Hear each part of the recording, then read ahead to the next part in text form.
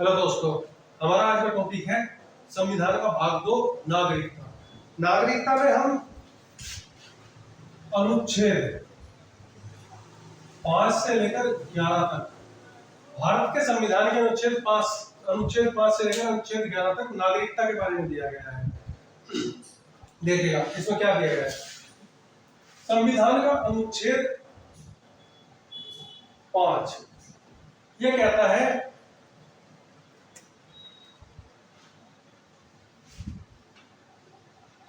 संविधान लागू होने के समय नागरिकता संबंधी प्रावधान।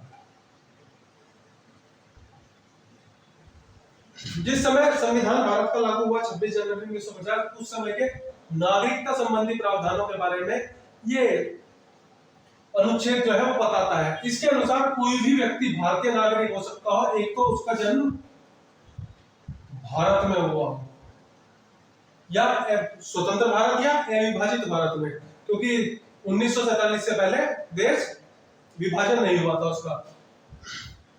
इसके अलावा वो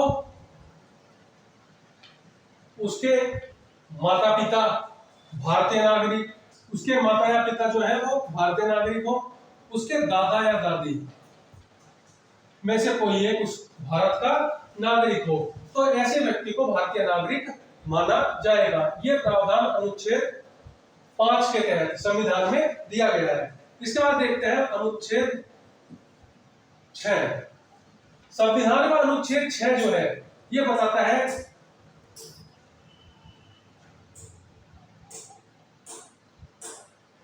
संविधान लागू होने के बाद पाकिस्तान से भारत आए लोगों के नागरिकता संबंधी प्रावधान। तो ऐसे लोग जो भारत आजाद हुआ उसके बाद देश की आजादी के बाद जो पाकिस्तानी क्षेत्र में रह रहे थे उसके बाद भारत आ गए, ऐसे लोगों के नागरिकता संबंधी प्रावधान के बारे में संविधान का अनुच्छेद जो है वो बताता है। वो कहता है ऐसा कोई भी व्यक्ति भारतीय नागरिक हो सकता है, एक तो उसका जन्म अविभाजित भारत में हुआ हो या उसके माता पिता जो है वो भारतीय नागरिक रहे हो, और ऐसा व्यक्ति जुलाई 1948 से पहले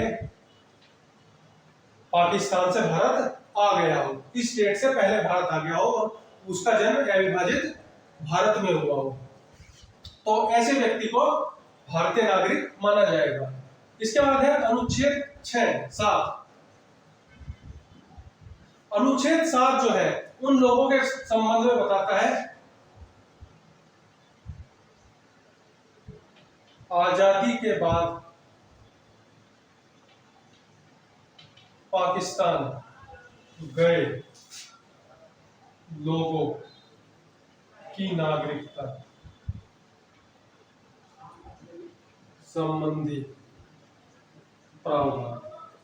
देखेगा ये जो अनुच्छेद 7 है ये ऐसे लोगों के बारे में बताता है जो आजादी के बाद पाकिस्तान चले गए लेकिन बाद में लौटकर भारत आ गए।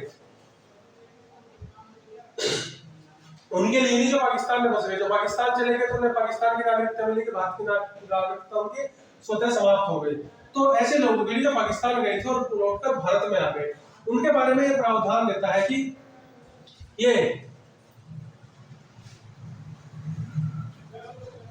जुलाई 1948 से पहले ये लोग भारत आ गए हो या इसके बाद आए हो, इन्हें 6 माह भारत में निवास किया हो इन्होंने और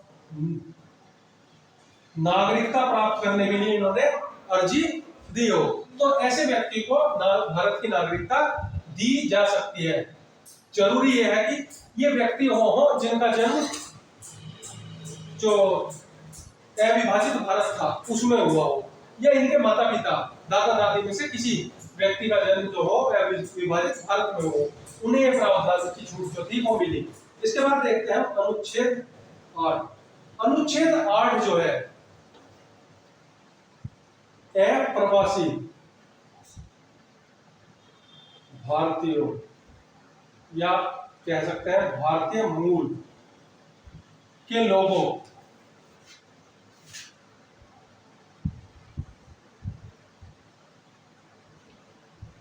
के नागरिकता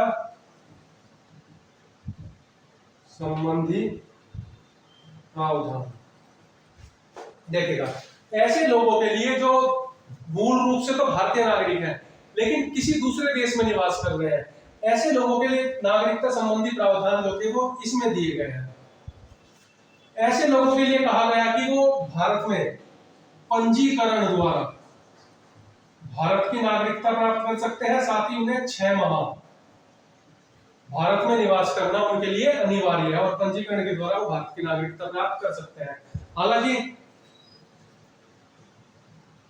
लक्ष्मी सिंघवी समिति की सिफारिशों के आधार पर एक सन 2005 में केंद्र सरकार ने लक्ष्मी सिंघवी समिति गठित की थी। उसकी सिफारिशों के आधार पर यह तय करा कि Bharat OCI overseas citizen of Indian यानी भारत विदेशों में रहने वाले भारतीय मूल के प्रवासियों के लिए नागरिकता संबंधी प्रावधान दिए गए। यानी ऐसे भारतीय मूल के लोग वो भी नागरिक हो सकते हैं भारत के, तो एक प्रकार से ये दोहरी नागरिकता की बात करता है।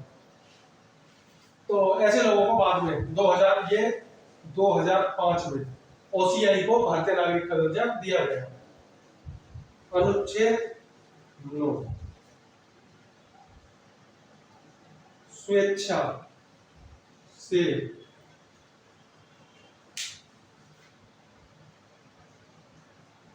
नागरिकता त्याग करने वाले लोगों के नागरिकता संबंधी प्रावधान। जिस व्यक्ति ने स्वेच्छा से नागरिकता त्याग दी तो उसकी नागरिकता जो है भारत में समाप्त मानी जाती है। अगर कोई व्यक्ति भारत समाप्त क्या खुद ही हो जाएगी, उसने खुद ही छोड़ दिया। इसके बाद अनुच्छेद 10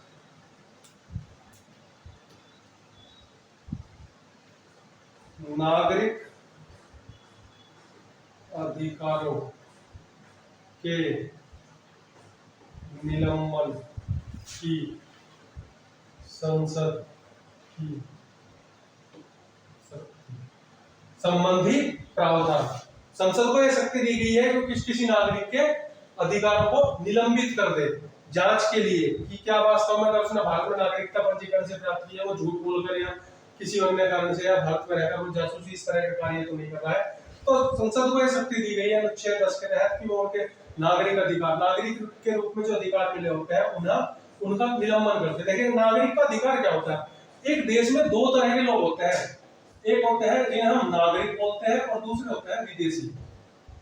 अंतर क्या होता है, ये जो नागरिक होते हैं इन्हें संविधान के article 16, 15, article 16, article 19, article 326, article 84, article 191 और कुछ अन्य अधिकार जो है वो इन्हें प्राप्त होते हैं जो सबको नहीं होते। जैसे इसके अलावा आर्टिकल 22, आर्टिकल 15 जो है ये धर्म जाति मूल वंश लिंग आदि के आधार पर भेदभाव की समाप्त करने की बात करता है। ये अधिकार विदेशी नागरिकों को नहीं मिलता। जो विदेशी है ये केवल भारत के नागरिकों के लिए उपलब्ध है। ऐसे ही लोक नियोजन में अवसरों में समता का जो अधिकार है आर्टिकल 16 ये सबके लिए नहीं है, ये केवल जो भारतीय नागरिक है उन्हें ही प्राप्त होता है। इसी तरह आर्टिकल 19 जो है वाक एवं अभिव्यक्ति की स्वतंत्रता का अधिकार भी केवल भारतीय नागरिकों को प्राप्त होता है। इसी तरह आर्टिकल 326 ये वोट डालने का अधिकार है, विदेशियों को भारत के चुनाव में वोट डालने का अधिकार नहीं है, ये केवल भारतीय नागरिकों को प्राप्त होता है। इसी तरह आर्टिकल 84 ये संसद में का सदस्य बनने का अधिकार जो है, संसद सदस्य बनने का अधिकार आर्टिकल 84 ये केवल भारतीय नागरिकों को प्राप्त है। इसके अलावा आर्टिकल 199 ये राज्यों में विधानसभाओं में का सदस्य बनने का अधिकार जो है वो आर्टिकल इसमें दिया गया है, आर्टिकल 191 में, वो केवल भारतीय नागरिकों को प्राप्त है। इसके अलावा आर्टिकल 22 ये अपराधों के संबंध में दोष गिरफ्तारी से संरक्षण के मामले में होता है और ये सबको नहीं होता, ये केवल भारतीय नागरिकों को प्राप्त है। विदेशी नागरिकों को आर्टिकल 22 का एक मूल अधिकार जो है वो प्राप्त नहीं होता है। इसके अलावा भारत के कुछ पद जैसे राष्ट्रपति,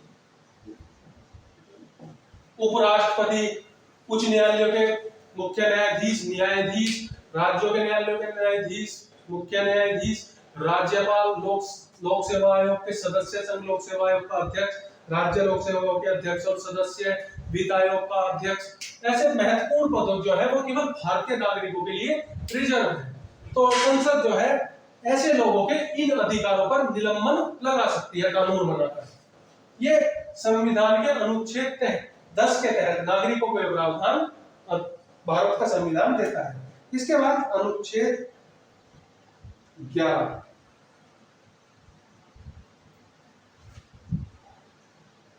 नागरिकता संबंधी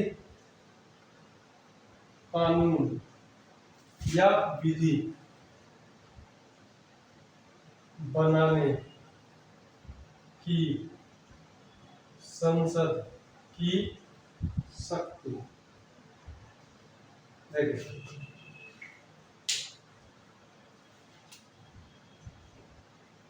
तो आर्टिकल 11 जो है वो भारत में नागरिकता के जो नियम कायदे हैं उन्हें तय करने का अधिकार किसे दिया गया है? भारत की संसद को। भारत की संसद जो है समय समय पर नागरिकता संबंधी कानूनों में बदलाव कर सकती है। भारतीय संसद ने अब तक 4 बार 1955 नागरिकता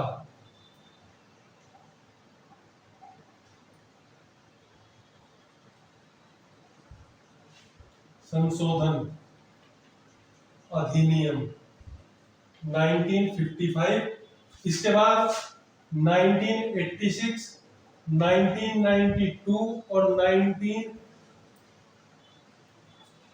2019 4 बार नागरिकता में बदलाव किया है। ये जो हमने पंजीकरण के समय पढ़ा है कि उसे 6 महीने भारत में रहा होगा, उसके बाद पंजीकरण कराकर वो भारत में रह सकता है। 1955 में किया गया था, 1986 में से बढ़ाकर 5 साल कर दिया गया, 92 में 12 साल और 2019 में कुछ बदलाव किए गए। 2019 में जो ये लेटेस्ट है और ये काफी विवाद में भी रहा था। देखिएगा इसमें क्या था, इसमें हिंदू, सिख, ईसाई, बौद्ध, इसमें ईसाई नहीं है, बौद्ध, जैन और पारसी, ये ऐसे लोगों के लिए जो अफगानिस्तान, पाकिस्तान व बांग्लादेश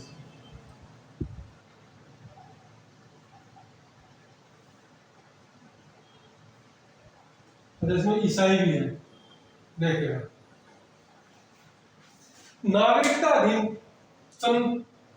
संशोधन अधिनियम 2019 जो था, इसके द्वारा प्रावधान किया गया था कि अफगानिस्तान, पाकिस्तान और बांग्लादेश में बसे यानी वहां के नागरिक ऐसे हिंदू, सिख, ईसाई, बौद्ध, जैन और पारसी लोगों को यह अधिकार दिया गया कि ऐसे व्यक्ति जो भारत में 5 वर्ष से निवास कर रहे हो उन्हें पंजीकरण यानी पंजीकरण कराने के बाद 5 साल से भारत में निवास करने के बाद उन्हें भारत में नागरिकता दी जा सकती है।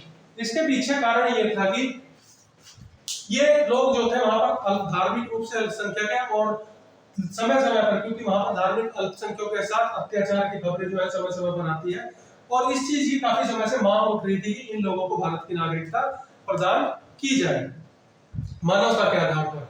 तो ये प्रावधान किया गया, लेकिन भारत में क्योंकि इसमें मुस्लिम शब्द नहीं था, तो इन देशों में अफगानिस्तान, पाकिस्तान और बांग्लादेश ये तीनों ही मुस्लिम राष्ट्र है, इसलिए इसमें मुस्लिमों को शामिल नहीं किया गया था। लेकिन मुस्लिमों ने इस पर विवाद किया और ये भारत में एक बहुत बड़ा मुद्दा बना।